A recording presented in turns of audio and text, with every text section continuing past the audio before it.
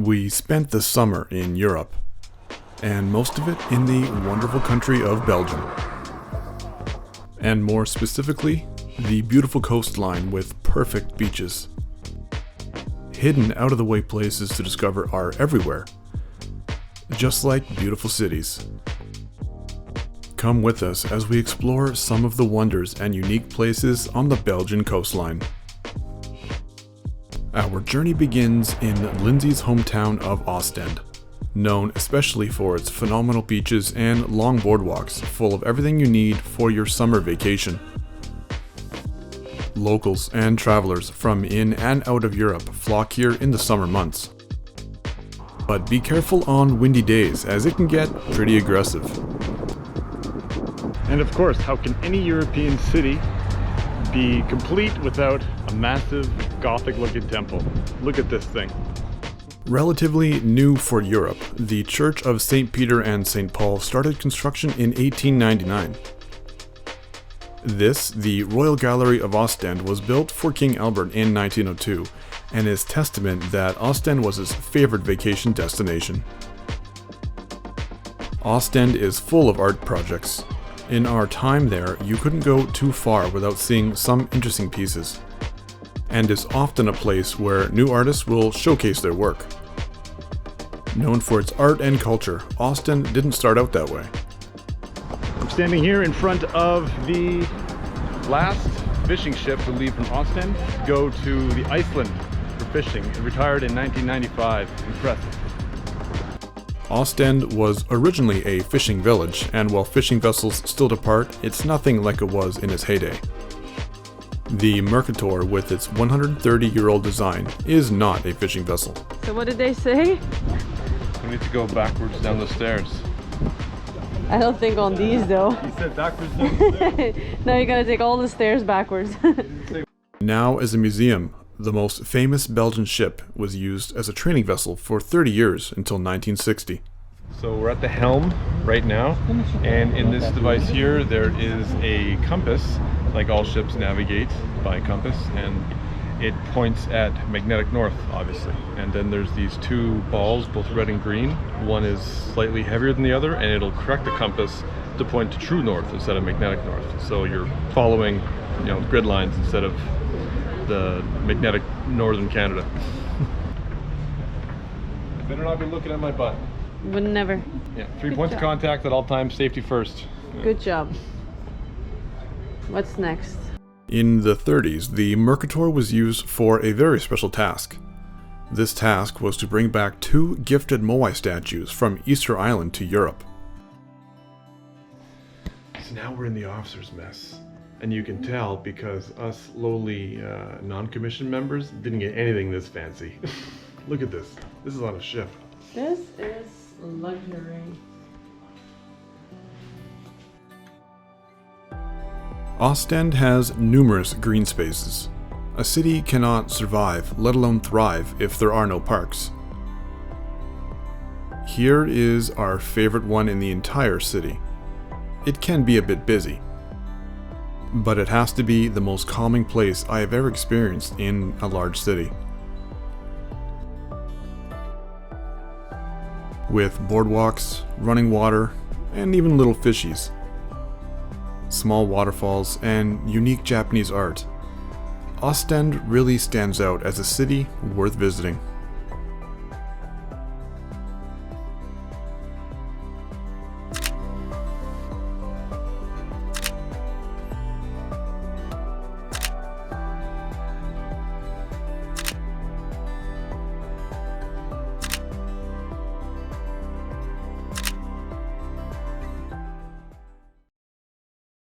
The Flemish coast has dozens of cities, and while Linsay might be from Oostende, her favorite one is just to the north, and it's called the Haan.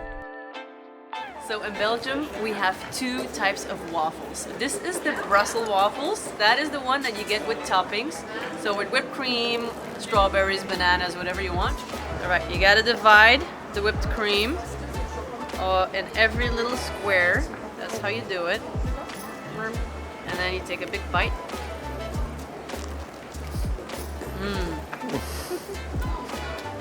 So good.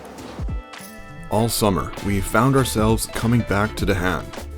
The cities in this area do an amazing job putting on events and activities. There is literally something almost every day, and certainly every weekend. From dancing to live music, car shows, and more. The people come out, rain or shine. They are really dedicated. This event is called Trammelant and is showing off the era known as Belle-epoque. Parades of just about everything showcasing the vibe from the late 19th to the early 20th century can be seen here, including blacksmiths and any other kind of motorized vehicle.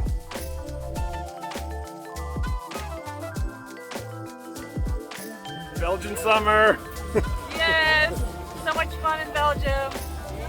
15 degrees, pouring rain, but it's cooler than Central America. Yeah, we can stop complaining about the heat now. As far as I know, no one was complaining. It might be the Belgian beer, or it might be that no one cares. Either way, I feel lucky to have experienced Belgium. Also feel lucky to have witnessed these amazing dance moves. And when the rain finally stops, you can try your hand at pétanque, a popular European game of throwing a heavy ball for some serious points. But to be fair, we didn't stand a chance.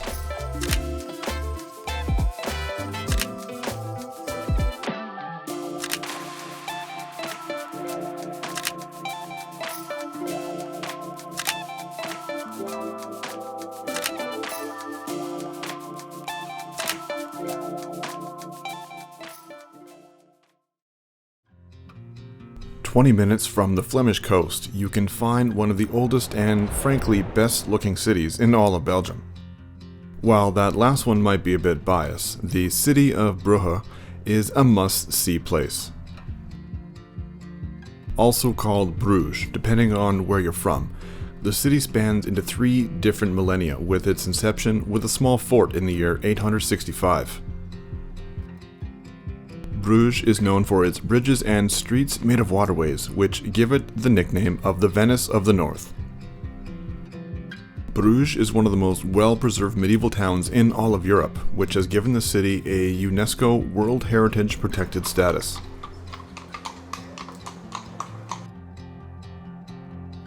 Welcome to the big market. Wow, it's huge! It really is. Woo-hoo. Horse carriages. Look at this. It's like huge but cute at the same time. In both World War I and World War II, the city was occupied by German forces, but suffered 0 damage, which was unheard of during World War I, as many other cities were completely leveled.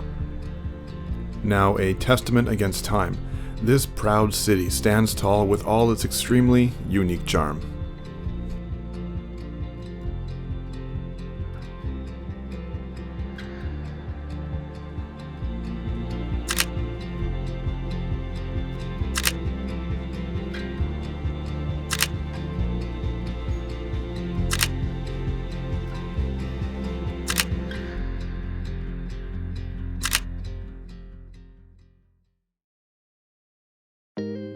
Belgium has been the center of many battles in the 20th century, and monuments have been erected as to make sure we don't forget the past. The cities of both Diksmuide and Ypres have seen their fair share of violence, and hopefully never will again. So behind me is the original tower, which got bombed in 1946. So as this one got bombed, they made a brand new one right over there, and that is where the museum is in. So that's what we're gonna go and check out. The Iser Tower, located in Diksmuide, is a monument to the fallen Belgian soldiers of the First World War. So we got what, 22 floors? There's so many floors. 22 floors, we gotta go up. The museum starts on the roof with an amazing view of the surrounding landscape. All the clocks are going.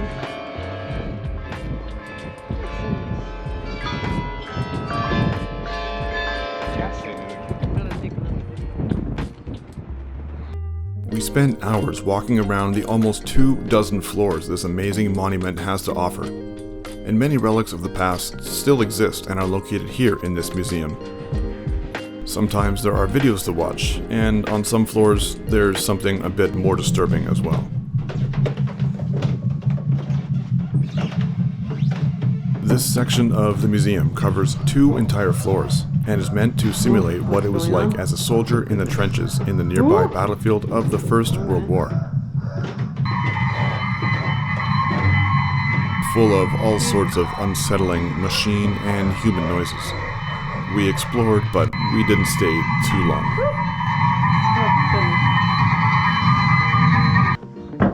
Careful for your head. Yeah.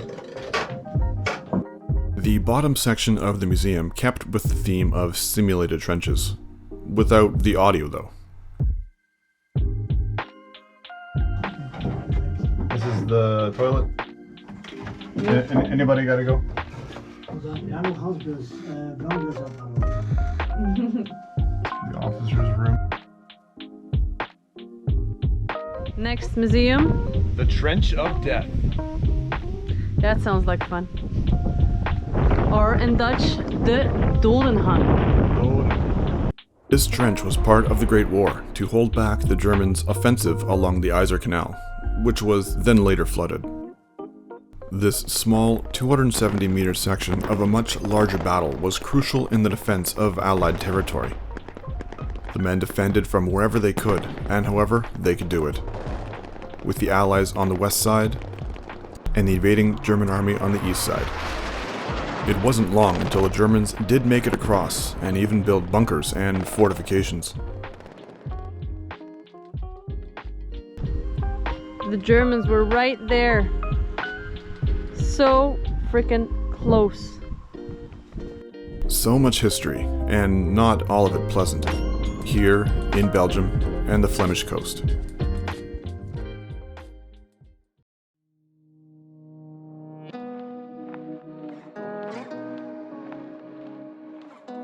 Alright, we made it into the Ypres Museum. We got our access key, this opens all the doors. And we got our little audio guide, similar to Slovenia. It's kind of cool. Alright.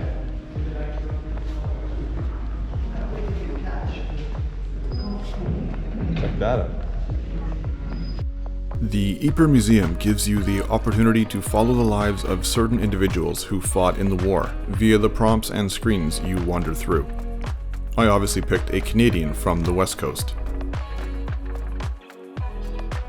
This museum was once the center of one of the bloodiest battles of the First World War and was leveled to just a few standing stones. Now a museum to commemorate the fallen and the past. It has an incredibly modern way to bring the past alive, full of relics from the past, as it is a genius blend of past and present. Showcasing equipment from all of the nations that fought in the First World War, such as England, Scotland, Canada, France, and Australia. Similar to the Yser Tower, there is an upstairs, and you get a great look at the city of Ypres, which looks much different than the total devastation from over 100 years ago. Nice view. This is Ypres. Beautiful city of Ypres.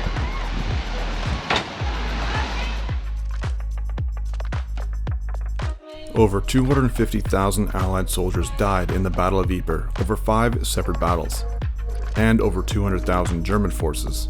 And cemeteries like this one are everywhere, on what is called the island of Ypres. So we're walking around this wonderful hike around the city of Ypres, and what we have are the walls of Ypres. It's like a 600-year-old fortification that used to go around what used to be an entire fortress on this island. Now it's the city of Ypres. It's a little different, but it's beautiful. Well-preserved fortifications can be seen and explored everywhere on this island, and we walk around for a few hours, just trying to imagine what it would mean to be a soldier here defending land from your aggressive neighbor. So normally there is a beautiful main port here, but it looks like it is under construction right now. So that really sucks because it is so beautiful and so impressive, and now there is literally nothing to see. apart from lots of people waiting for the last post to happen.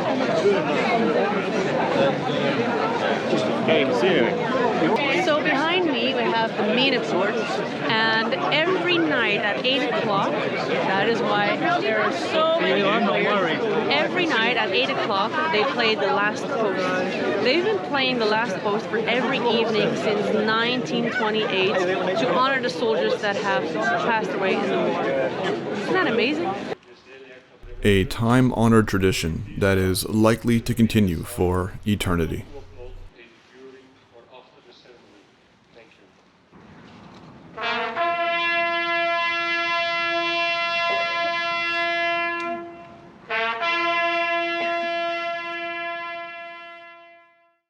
And in the morning, we will remember them.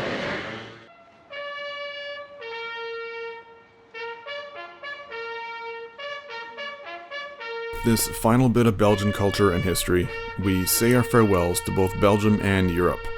It's almost time to move on to what we set out to do over a year ago.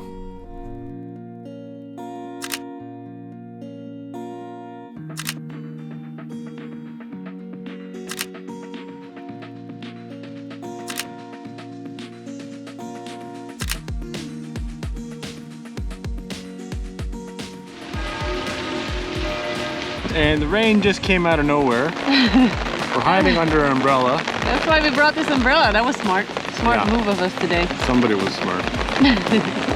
Oh yeah, we got some frietjes from the friture. Van de frituur.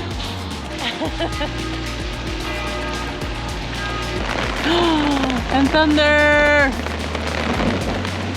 We kept on fooling ourselves that it wasn't gonna be a lot of rain. In Flanders, looking at the church, and we were just in there.